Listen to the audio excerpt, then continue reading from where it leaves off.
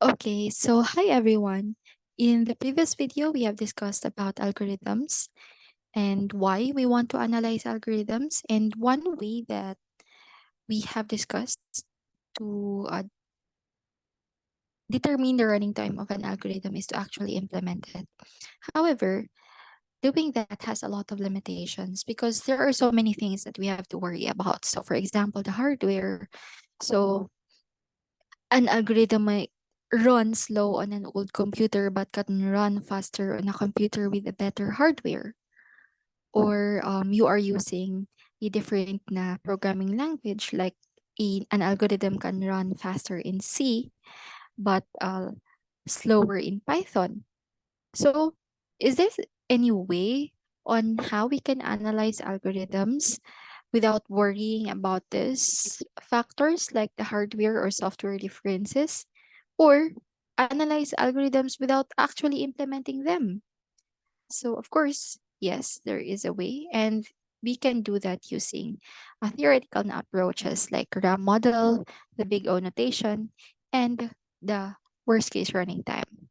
So, why do we need these simplifications? So, first is we want to analyze without actually implementing, because we have already mentioned the limitations of when of having an actual implementation, right? And we can also ignore unnecessary details. Like, we can only focus on that part that gives a certain na that a certain part of an algorithm that is most indicative of its growth, or most indicative of its speed, or most indicative of the computational resources that it uses.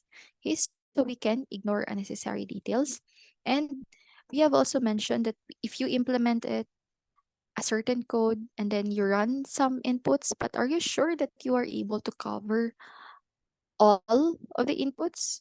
So how would your algorithm perform when you feed it with the worst possible inputs? This is what we are most concerned about, because it's highly unlikely that your computer will run the same set of data, right? Okay. Now, the first one, analyzing without implementing, we are going to use the RAM model. And then for ignoring unnecessary details, so we will use the big O notation. And for analyzing the worst possible inputs, we will uncover the worst case running time. Let's start with the RAM model. So the RAM is also known as the random access machine, and it's a simple model na computer, and it is a machine that is as easy as possible but still captures the main aspects of a real computer. So you know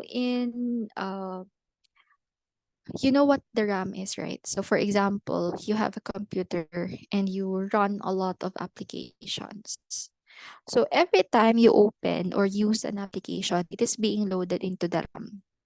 Okay, that's why you notice that when there are so many open applications, like for gaming or for programming or for browsing, all of those running at the same time, the tendency is the computer tends to slow down. Okay, but in reality, the computer still has some ways to run processes in parallel. Okay, that's why na it still works. But in the RAM, we are going to assume that we have a generic one processor, meaning there are no processes that are running in parallel. There are no processes that are running concurrently. Okay, so it is hence a simple model the computer. So how is the RAM different from a real computer? So a real computer contains a lot of components, a lot of parts that are not really interesting when we are studying algorithms. Okay, and as we already mentioned, an algorithm might run slow on a computer. When run on another computer with a better hardware, it might run faster. But does that mean that your algorithm is better? Not necessarily. You just have better na specs. Okay? So we have to strip down a real computer to a simpler model that still has the basic capabilities of a computer. Okay, now let's have this little quiz. So, which of the following do you think are the essential components of a computer model?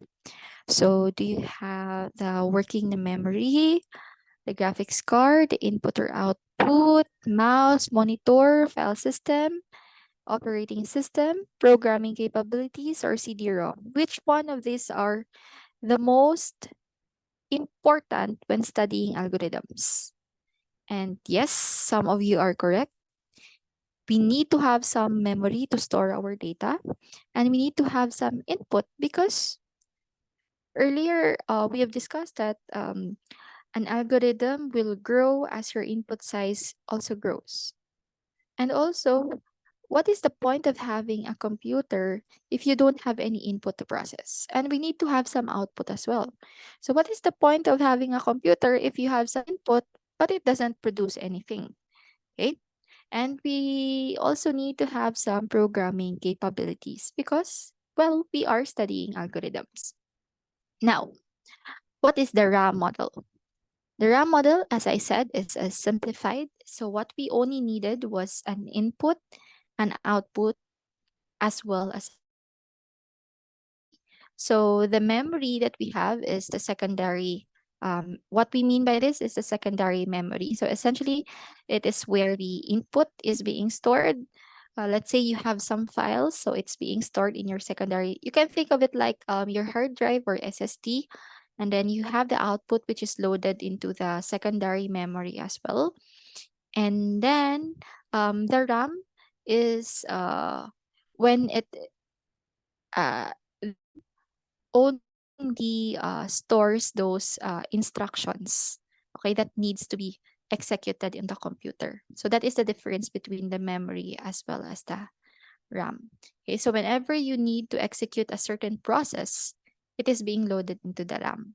But the RAM must access the instructions from the memory. Okay, now, so the memory is being divided into single cells with limited capacity. Again, going back, what is your RAM?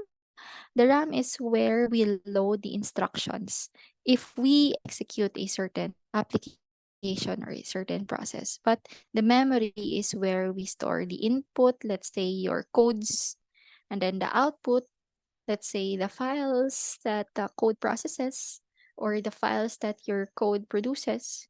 Okay? Now, the memory has a limited na capacity. As you know that it is being divided into single cells. And cells cannot have arbitrarily large values. So as you can see here, a single cell can store only a few instructions, say. And however, a program can have as much single cell as needed. So that's why na, for example, if you run a certain program and you had an error in the code and nag-infinite loop ka na, yung tendency is maglalag yung computer mo. Okay? Kasi nga, our computers have a limited na capacity. Okay?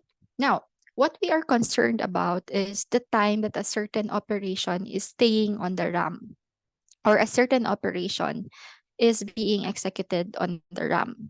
Okay? Now, what operations do we mean? So when we load a certain process into the RAM, or let's say in your, we have, let's say, addition or division or subtraction or any other operations.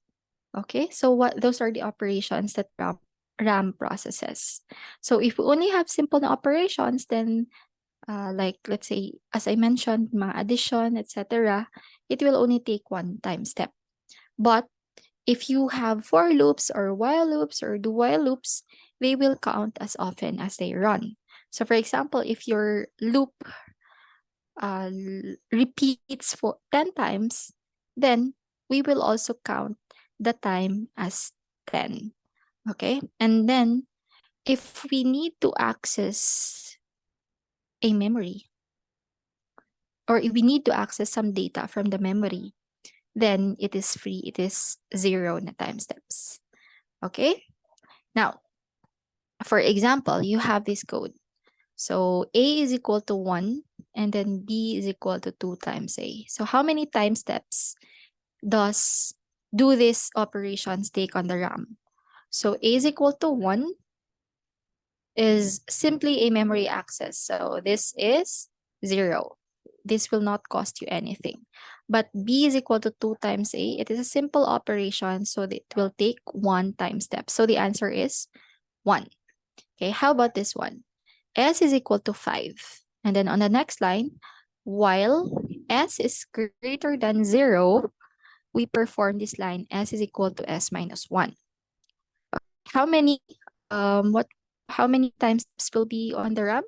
So first is you count the how many times the loops or repeats. So loops count as often as they run based on the RAM model. Okay? So we start with S is equal to 5 and then it decrements, right? So that will be 5, 4, 3, 2, 1 until 0. But and every time there is a loop, we also run this. While this loop is true, we also run this line S is equal to S minus 1. So that will be 2, right? And then, but when S is equal to 0 already, we'll no longer need to run this line. S is equal to S minus 1. So that's why the answer is 11. So the while loop will run 6 times because 5, 4, 3, 2, 1, and then 0. But then when S is now equal to 0, we skip this line. We are out of the loop. Okay, so this will run only 5 times. So we only have 11. So that's it. Very easy, right? However, what if you have more complex codes than this? What will happen now? What will happen if you have a lot of loops, a lot of more complicated na algorithm? Do you think it is still necessary to do this? But this is still very tedious, right? Okay, now moving on. So the running time versus the structure. So we mentioned that the running time is being affected by the input size and not really affected, but rather correlated. So as your input size grows, the running time also grows. And the running time is also being affected by the structure of the code that you have or the program or the algorithm that you have. Okay, so let us have this example. So for example, you have a string of size n, and it is accessed from s of 0 until s of n minus 1. And we want to count the number of occurrences of a in the string. So you have a string of size n, and this is just indexing. S of 0 is the first character. S of n minus 1, that is the last character. So what we want to do is, given some string, we want to determine how many A's there are. Okay, so this is the one possible way we can do it. So for example, count is equal to 0. So this is just initialization because we want to determine the occurrence of A. So we can have count equals 0. Then we will have a loop. So we will loop through the string.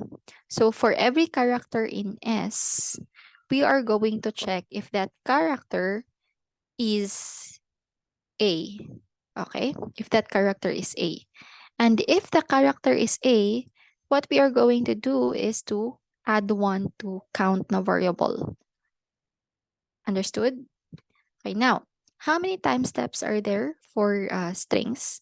So n, we will have 2 variables needed. So first is n, the length of the string. So the length of the string is n, as you know.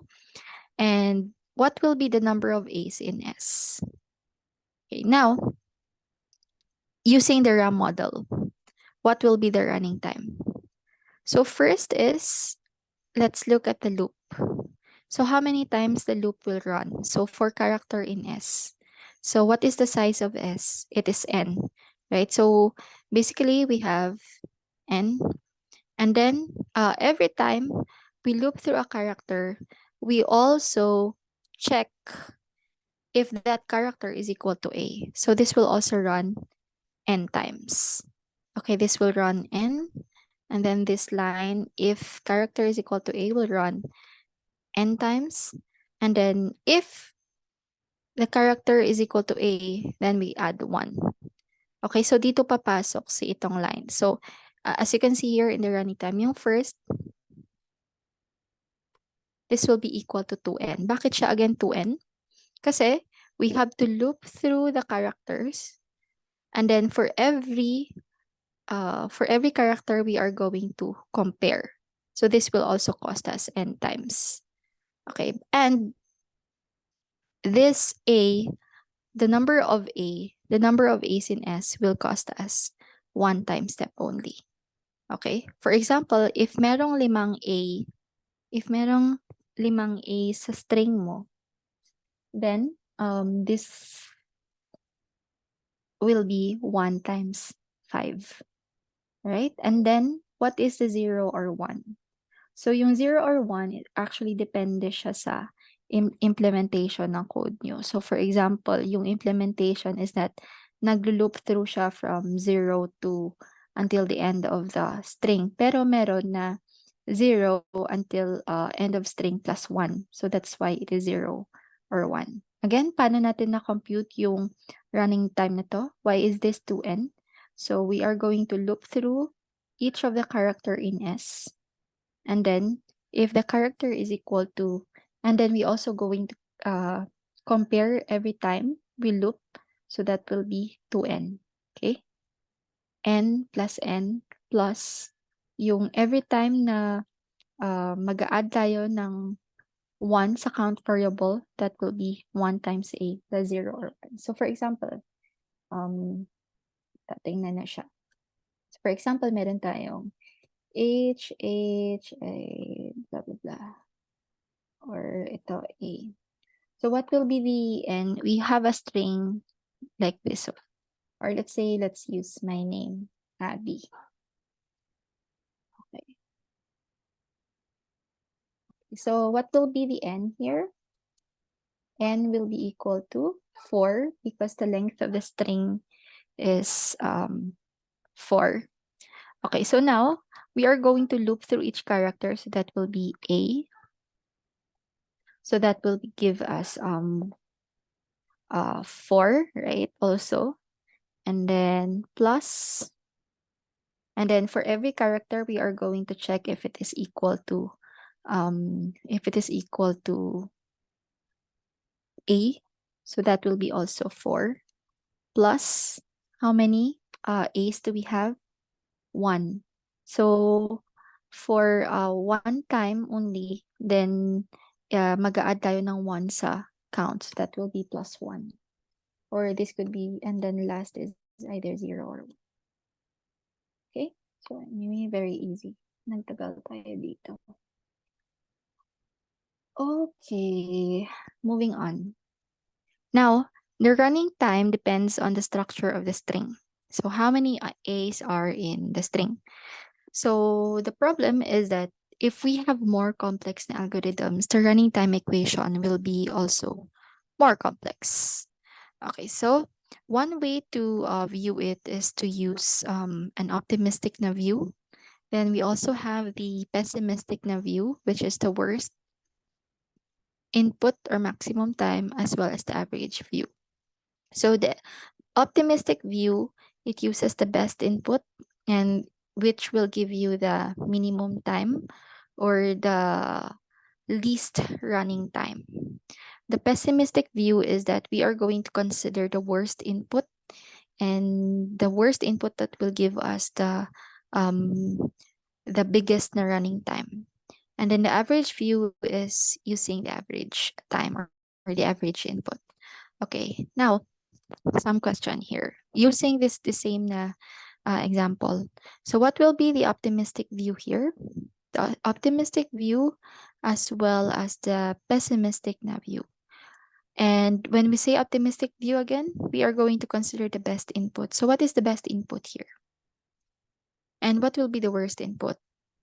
So the best input is that there will be no A's at all, because if there are no A's, we don't have to count this line, or we don't have to run this count equals count plus 1 at all.